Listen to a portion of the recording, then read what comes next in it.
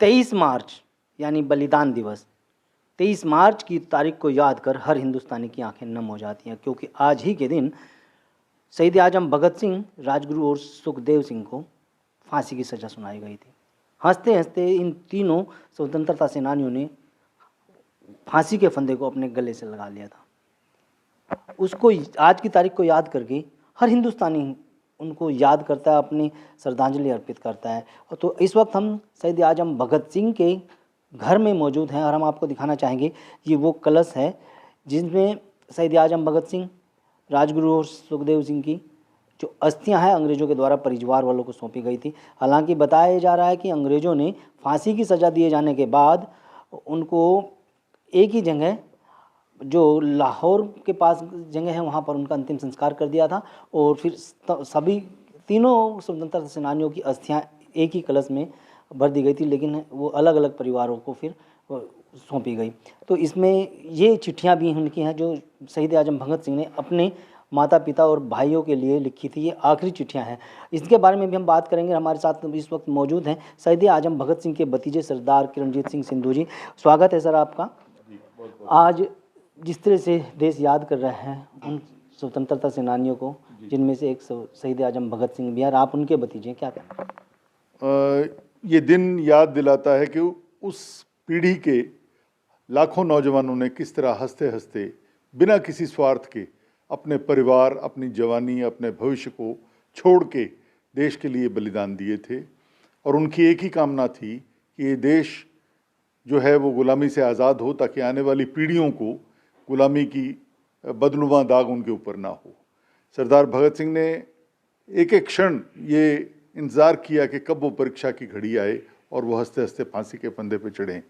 अंतिम भेंट से पहले माताजी उनके पास गईं, भगत सिंह की मां विद्यावती जी, जिन्हें वो बेबे जी कहते थे। तो उन्होंने कहा कि बेबे जी, जब मुझे फांसी हो तो आप रोना नहीं, क्योंकि मैं नहीं चाहता कि लोग कहें कि भगत सिंह की माँ रो रही है। आप हंसते हुए हौसले के साथ मुझे विदा देना, ताकि देश की सारी माएँ, लाखों माएँ कामना करें कि उनके बच्चे भगत सिंह बने। तो अंतिम भेंट के लिए परिवार 3 मार्च 1931 को उनसे मिलने सेंट्रल जेल लाहौर में गया। मेरे पिता स्वर्गीय कुलतार सिंह जी तब 12 वर्ष के थे।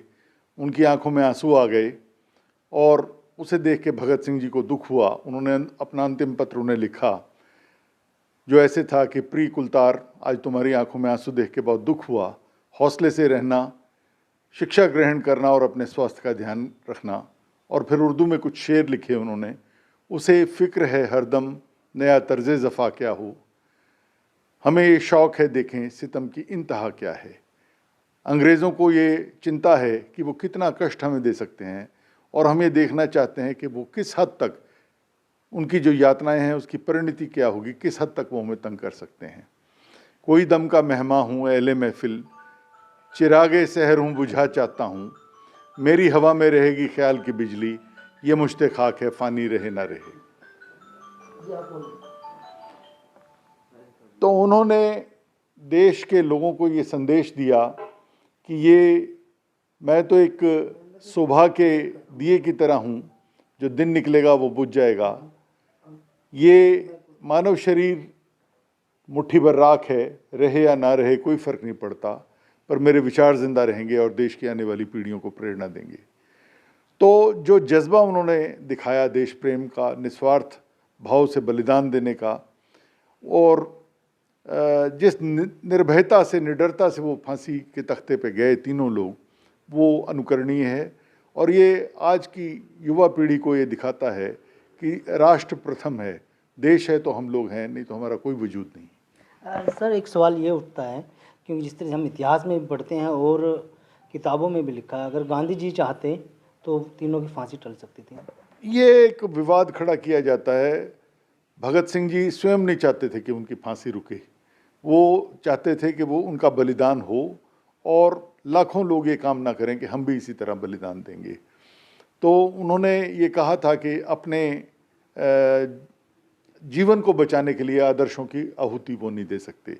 उनके मित्र शिव वर्मा जब उनसे मिलने गए, शिव वर्मा को आजीवन कारावास का दंड मिला था, और उन्होंने कहा कि भगत सिंह, वो उन्हें सरदार कहते थे, कि सरदार आप इतनी छोटी उम्र में चले जाएंगे तो आपको नहीं लगता कि आपका जीवन कुछ लंबा होता। तो भगत सिंह जी ने कहा कि हाँ, एक मनुष्य होने के नाते मेरे मन में विचार आता है, लेकिन जब मैं इस संघर्ष में कूदा था तो पत्ता तक अंग्रेज़ों की इच्छा के बिना नहीं हिलता था। और आज फांसी की इस छोटी सी कोठरी में मुझे देश के चारों कोनों से उठती हुई इनकलाब जिंदाबाद के नारे की गूंज सुनाई पड़ रही है। एक छोटे से जीवन का इससे बड़ा मूल्य और मुझे क्या मिल सकता है। कोई आखिरी संदेश जो परिवार को के लिए उन्होंने भेजा था, आखिरी चिट्ठी भी उनकी कोई है? जी, आखिरी चिट्ठी जैसे मैंने बताया, ये चिट्ठियाँ उन्होंने अपने दादाजी को लिखी थी और ये उन्होंने अपने मित्र जयदेव गुप्ता को लिखी थी, जिसमें बहुत सारी पुस्तकें उन्होंने द्वारकादास लाइब्रेरी लाहौर से मंगवाई थी पढ़ने के लिए। वो बहुत बड़े अध्येता थे और पुस्तकों को पढ़ के हम भगत सिंह जी को जान सकते हैं। मेरी कामना है कि उनके विचारों को नई पीढ़ी जाने, क्योंकि वो अंधविश्वास और जो कुरीतियां हैं समाज में, इनके खिलाफ लड़ने का संदेश देते थे। सांप्रदायिकता के खिलाफ उन्होंने बहुत कहा कि इस देश के लिए हिंदू, मुस्लिम, सिख और ईसाई सब ने बलिदान दिए हैं, सब मिलजुल के रहें। उन्होंने हिंदी को राष्ट्रभाषा बनाने के लिए कहा।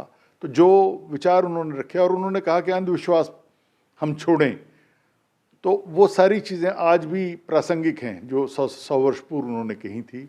हम भगत सिंह को पढ़ें और उनके रास्ते पे चलें ताकि ये देश दुनिया का सिरमौर बन सके। आखिरी चिट्ठी में परिवार को क्या मैसेज दिया?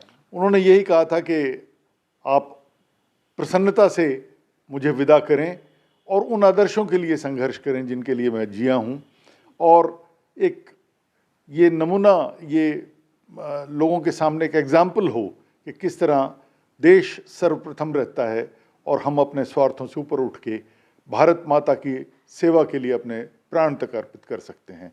उन्हें कहा गया था कि आपने सिख होने के बावजूद केश कटा दिए, तो उन्होंने कहा कि केश तो क्या, मैं अपना सिर तक कटाने को तैयार हूँ, देश के लिए जो भी किया जाए वो कम है। जिस तरह से स्वतंत्रता सेनानियों ने जो सपना देखा था भारत, आज़ाद भारत के लिए, वो कहाँ तक साकार हो? प्रगति तो बहुत हुई, लेकिन अभी वो समाज नहीं बन पाया।